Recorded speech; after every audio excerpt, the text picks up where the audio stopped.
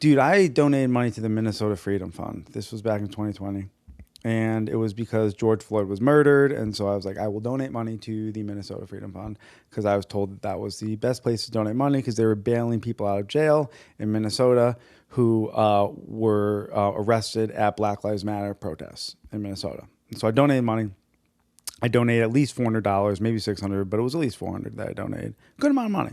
And I got an email from them recently, the Minnesota Freedom Fund, and they were like, "Hey, in 2020, we raised $27 million. Dollars. Thank you for your donation. And we are now out of money because after bailing people out of jail during the Black Lives Matter protests, we used the rest of the money to bail migrants out of ICE detention centers. And so we now need more money to bail more migrants out of ICE detention centers." And I don't mind the migrants. I like the migrants. I think they're good people. Here's my point is I thought I donated to black people. That's what I thought I did. I thought like truly I thought I donated to black people.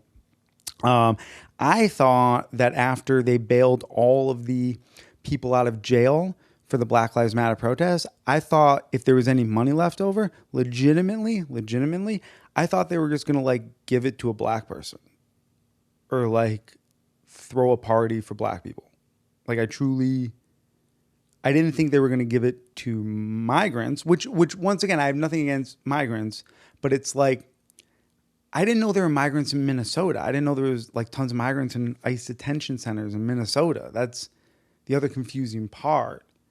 And like, I'm trying to help marginalized people. And this, I don't mean this to sound cruel, but I'm trying to help marginalized people. I'm not trying to add more marginalized people to America. And I know that sounds cruel, but it's like, it is like a numbers thing.